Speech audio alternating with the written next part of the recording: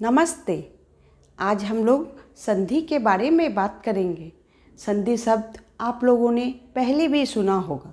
आप लोगों ने सुना होगा दो राजाओं के बीच में संधि हुई, दो राज्यों के बीच में संधि हुई, यानी दो राजाओं के बीच में मेल हुआ, दो राज्यों के बीच में मेल हुआ, अर्थात संधि का अर्थ होता है मेल। यहाँ पर मेल वर्णों के बीच में होता है। संधि का अर्थ होता है मेल। किन्हीं दो शब्दों के, दो वर्णों के मेल से होने वाले विकार को हम संधि कहते हैं। दो शब्दों के दो वर्ण, दो शब्दों के दो वर्ण जब मिलते हैं तो उस मेल से जो परिवर्तन यानी विकार पैदा होता है उसे हम संधि कहते हैं। संधि वर्णों में होती है। भाषा की वर्ण क्या है? भाषा की सबसे छोटी इकाई को हम वर्ण कहते हैं, जिसके हम टुकड़े नहीं कर सकते। संधि ध्वनियों का मेल होता है। उदाहरण के लिए हम एक शब्द लेते हैं परमार्थ। परमार्थ संधि में हमेशा हम बीच में से ही शब्दों को काटेंगे, दो भाग करेंगे। परम और अर्थ, इसको अगर हम बीच में से काटते हैं तो परम और अर्थ, ये दोनों शब्द मिलकर परमार्थ की रचना हुई। तो ये दोनों शब्द कैसे बने? परम, परम का अ, इसका अर्थ का अ, ये दोनों मिलाकर अ प्लस अ आ हुआ।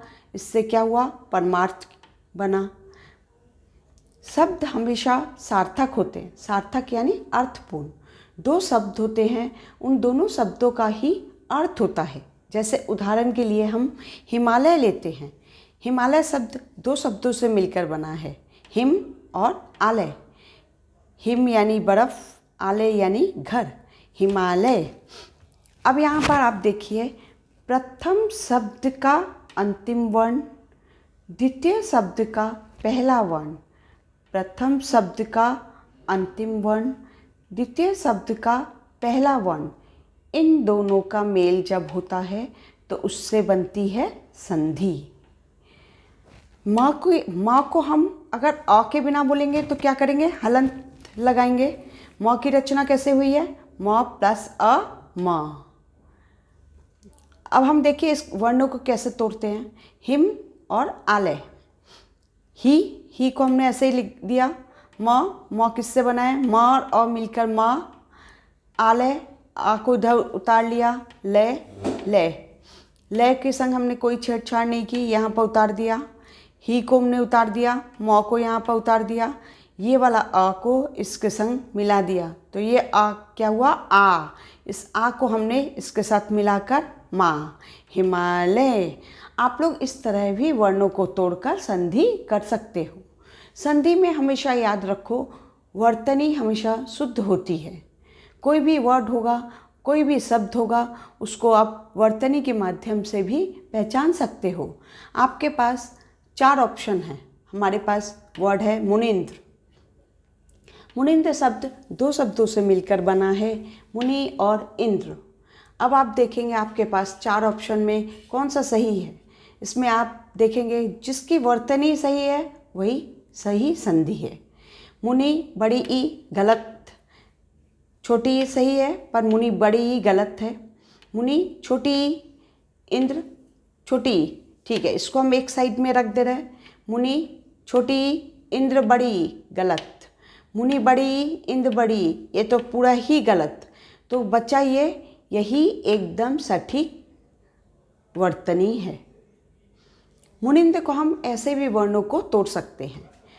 मुनि, मुँह, नौ को इधर उतारा, ई की जगह पर ई, न द, इसको यहाँ पर उतारा। मुँह न, एक बार हम बड़ी ई से देखेंगे लिखकर, एक बार छोटी ई से लिखकर देखते हैं।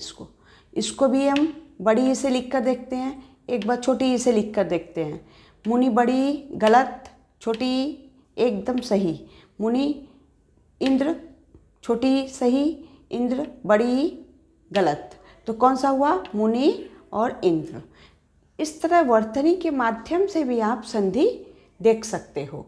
आप लोग को याद करने की कोई आवश्यकता नहीं है। आप वर्णों को विच्छेद करिए, खुद देखिए कौन सा सही है। मुनिंद्र की तरह ही कविंद्र दिखते हैं। कविंद्र शब्द 2 शब्दों से बना है, कवि और इंद्र। अब यहाँ पर हम देखते हैं कौन सी वर्तनी एकदम सही है। बड़ी ई गलत, छोटी ई ये भी सही है, ये भी सही है। कवि बड़ी ई, छोटी ई गलत, इंद्र बड़ी ई गलत, कवि बड़ी ई गलत, इंद्र बड़ी ई गलत। बच्चा ये एकदम सटीक वर्तनी है। इसको हम वर्णों को भी तोड़ सकते हैं इस तरह से।